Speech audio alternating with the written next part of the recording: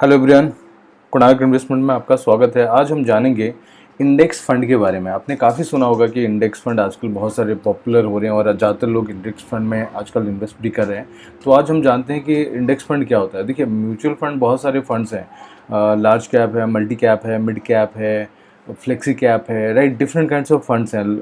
ये देखिए कितने कैटेगरी हैं: large cap, large and mid cap, flexi cap, multi, mid and small value, ELSS, काफ़ी सारे स्कीम्स हैं, राइट। यहाँ पे तो आप किसी भी स्कीम में आप इन्वेस्टमेंट कर सकते हैं। बट आज हमारा जो मेजर फोकस है वो आज हम जानेंगे कि इंडेक्स फंड क्या होता है और इंडेक्स फंड क्यों आजकल इतना पॉपुलर हो रहे हैं और लोग इसमें क्यों इन्वेस्टमेंट कर रहे हैं। और फॉरेन में तो ज़्यादातर लोग इंडेक्स में ही करते हैं as compared to active fund.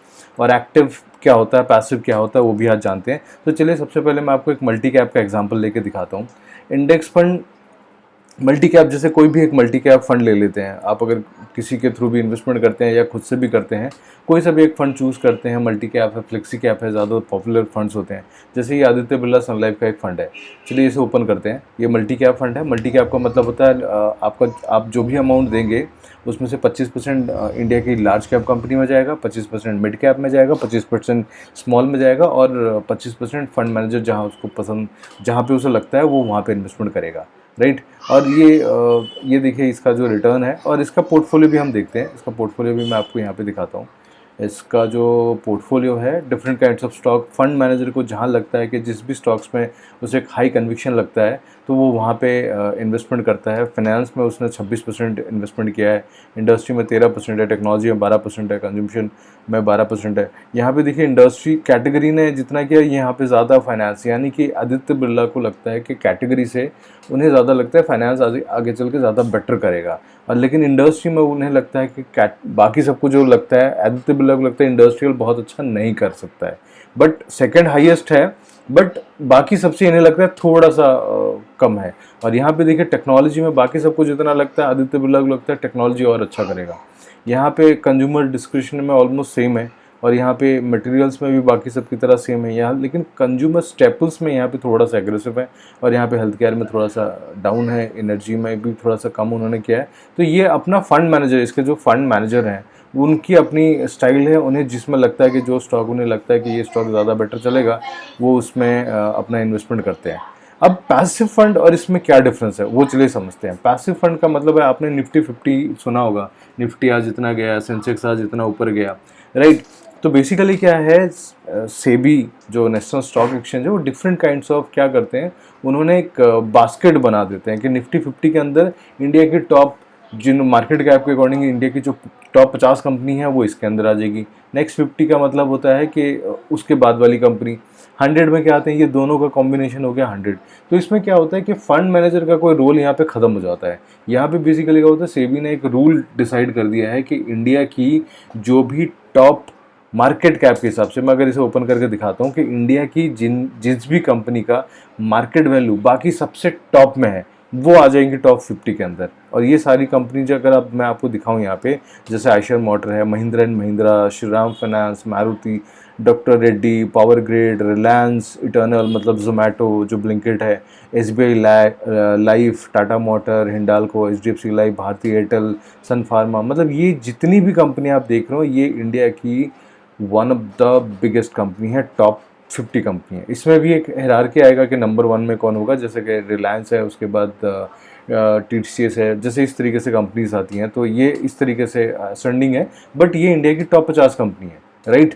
ये एक ऑप्शन हो गया। और दूसरा ये नेक्स्ट 50, यानी कि जो टॉप 50 कंपनी के बाद वाली कंपनी, तो उसका भी एक और उन्होंने एक उसको बाइफरकेट कर रखा है कि इंडिया के टॉप 50 कंपनी, फिर नेक्स्ट 50 कंपनी। और अगर आप चाहते हो कि मेरा पैसा जो है ये इंडिया के टॉप 100 में इकट्ठा जाए, तो ये इंडिया के 100 हो गई। तो उसी तरीके से इंडिया के नेक्स्ट 200, 500।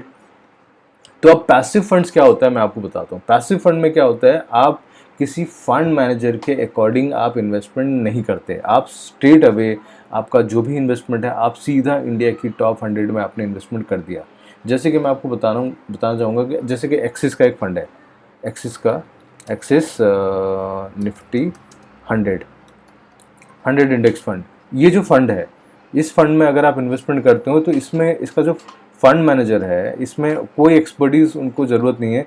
वो स्ट्रेट अवे क्या करेंगे, आपका जो पैसा है वो पैसा एज इट इज़, जैसा जितनी स्टॉक्स जो बनी इंडेक्स के अंदर आती हैं इंडिया की top 100 company, as it is ये जो कार्तिक कुमार है, इनका टारगेट यही होगा कि हम स्ट्रेट अवे अपना जो पैसा है इसके अंडर, स्टॉक्स के अंदर जो भी स्टॉक इसका अंडरलाइन में स्टॉक्स हैं, यहाँ पे जैसे कि मैं अगर निफ्टी 100 ओपन करके आपको दिखाता हूँ, इसके अंदर वही सारी कंपनीज आपको दिखेंगी, सेम आयशर मोटर है, महिंद्रा एंड महिंद्रा है, राइट। तो इसमें आ जाएंगे मतलब 150 प्लस 50 दोनों, रिलायंस, ये सारी वही कंपनी, टाटा मोटर, रिटर्नल, जो अभी हमने निफ्टी 50 में देखा था, सेम भारती एयरटेल, वो सारी कंपनी आ जाएंगी टॉप 50 और नेक्स्ट 50, अडानी पावर्स। तो इस इंडेक्स फंड का क्या बेनिफिट होता है और क्यों लोग आजकल इंडेक्स फंड में कर रहे हैं, वो भी मैं आपको बताता हूँ। आदित्य बिरला का जैसे ये फंड है, अब ये फंड क्या होता है कि फंड मैनेजर अपने स्टाइल के अकॉर्डिंग इन्वेस्टमेंट करता है, और अगर हम इसकी रिटर्न देखें, इसकी अगर मैं रिटर्न की बात करूं फंड की, पिछले 1 साल में इस फंड ने बाकी से थोड़ा सा बेटर दिया है, मतलब मार्केट ने नेगेटिव है, बाकी बेटर दिया है। और 3 साल में भी अगर मैं देखूं अपने बेंचमार्क से इस फंड ने बेटर दिया है कि नहीं, वो भी एक बार देख लेते हैं। देखिए इस यहाँ पे इसने क्या किया, निफ्टी का जो 500 के जो स्टॉक्स हैं वो यहाँ पे क्या कर रहा है, बीट नहीं कर पा रहा है।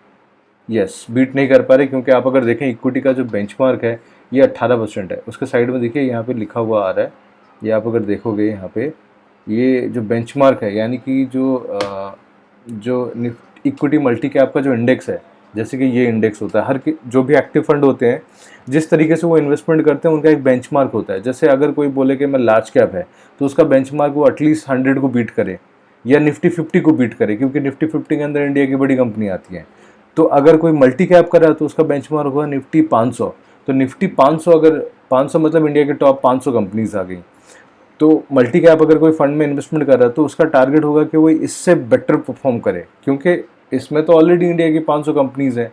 और आदित्य बिरला क्या कर रहा है, 500 कंपनी में से अपना सिलेक्टेड फेवरेट स्टॉक पिक करता है, जिसे उसे लगता है अच्छी करेंगे, उसमें वो इन्वेस्टमेंट करता है 50-60 स्टॉक के अंदर। लेकिन बहुत सारे ऐसे स्टॉक हैं जो उसके हाथ से निकल जाती हैं। तो इंडेक्स में क्या होता है कि आपको फंड मैनेजर पे रिलाय रहने की ज़रूरत नहीं है, आप स्ट्रेट अवे जो भी पैसा देते हैं, आपका स्ट्रेट अवे निफ्टी 500 या निफ्टी 100 में आपका पैसा जाता है, और इस टॉप 100 के अंदर जो स्टॉक हैं उनका जो भी एवरेज रिटर्न होगा वो आपका पोर्टफोलियो का रिटर्न होगा। तो इसमें क्या होता है कि इसका जो रिटर्न है, आपको फंड मैनेजर पे डिपेंडेंसी ख़त्म हो जाती है। और इसमें क्या होता है कि एक एक्सपेंस रेशियो जो होता है, बाकी सबसे मैं अगर देखूँ, एक्टिव फंड में क्या होता है, फंड मैनेजर का चार्जेस रहता है, क्योंकि उनका कहना है कि हम रिसर्च कर रहे हैं, हम स्टॉक्स देखते हैं, हम सारी चीज़ें एनालाइज करते हैं, उसके बाद हम स्टॉक्स बाय करते हैं। यहाँ पे क्या है कि चार्जेस कम होते हैं, क्योंकि फंड मैनेजर का रोल ही ख़त्म हो गया, बाहर के स्टॉक्स देखने की ज़रूरत नहीं है, जो भी इसके अंदर जितने स्टॉक्स होंगे, जो भी पैसा है वो एज इट इज़ टॉप 100 के अंदर डाल देगा। तो यहाँ पे उसकी अपनी एक्सपर्टीज़ ख़त्म हो गई एक तरीके से, तो वो चार्जेस भी कम लेता है। तो यहाँ पे क्या है कि चार्जेस कम है, और मार्केट अगर जितना रिटर्न दे रहा है तो आपका उतना ही रिटर्न आएगा, स्लाइटली एक्सपेंस रेशियो हल्का सा माइनस करने के बाद जो भी रिटर्न आएगा वही आएगा। और एक्टिव फंड में क्या है, पॉसिबिलिटीज़ है कि वो थोड़ा सा बेटर रिटर्न दे दे, लेकिन अगर आप चाहते हैं कि मैं मार्केट में जितने स्टॉक्स हैं, इंडेक्स जो बना है उसके अकॉर्डिंग मैं अगर इन्वेस्टमेंट करूं और उसका जो रिटर्न आए वो मुझे एक्सपेक्टेड है, तो मेरे अकॉर्डिंग आप निफ्टी 100 या निफ्टी 500 के जो फंड्स हैं, इंडेक्स फंड है, आप उसमें कर सकते हैं।